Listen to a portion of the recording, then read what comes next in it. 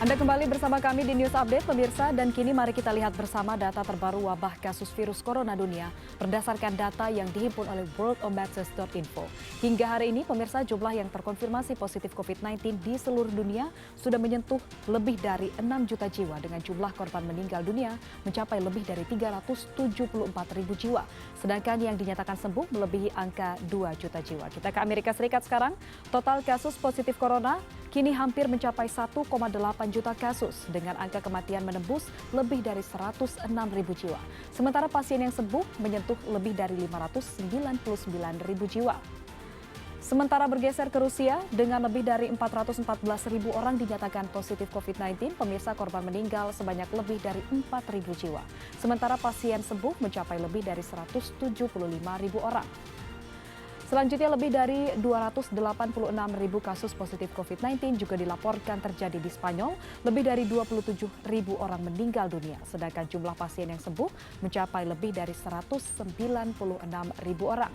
Sedangkan di Brazil sendiri, kasus COVID-19 tercatat ada lebih dari 514 ribu jiwa, dengan lebih dari 29 ribu orang diantaranya meninggal dunia. Dan jumlah yang sembuh menjadi lebih dari 200 ribu jiwa. Dan terakhir kita ke Inggris, kasus COVID-19 di sana tercatat ada lebih dari 274 ribu kasus, di mana pemirsa lebih dari 38 ribu orang dinyatakan meninggal dunia. Informasi selanjutnya, pemirsa, pemerintah Yordania meluncurkan aplikasi yang dapat mendeteksi virus corona. Cara kerjanya dengan memberitahu pengguna apakah ia telah berhubungan dengan orang yang positif COVID-19.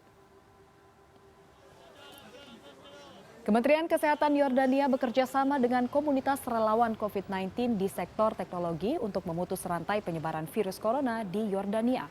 Komunitas yang bernama COVID-19 Geotech Community terdiri dari 25 orang sukarelawan. Aplikasi ini akan beroperasi dengan menyimpan data lokasi pengguna untuk memeriksa dan membandingkan pergerakan pengguna dengan lokasi mereka yang terpapar virus corona yang terdaftar di Kemenkes Yordania. Saat ini, pemirsa, sudah lebih dari 120 ribu pengguna yang sudah mengunduh aplikasi ini.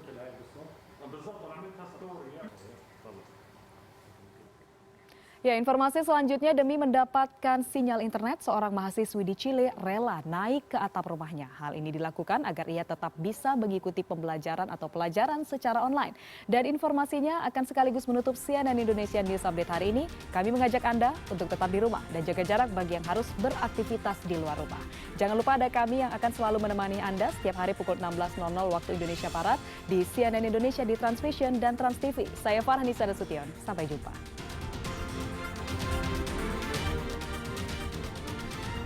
Pandemi COVID-19 memaksa sekolah hingga universitas menutup kegiatan belajar mengajar. Sebagai gantinya, para pelajar diwajibkan belajar dari rumah secara online. Namun di sebuah desa di kota San Ramon, Chile, keterbatasan sinyal internet menjadi tantangan tersendiri bagi para pelajar, tak terkecuali Paulina Romero. Mahasiswi ini harus naik ke atap rumahnya untuk mendapat sinyal internet saat mengerjakan tugas. Chuta, yo al principio ni siquiera pensé que iba a tener que estar en mi casa estudiando, entonces, y esta como es una zona rural, cuesta mucho más agarrar el internet o la señal.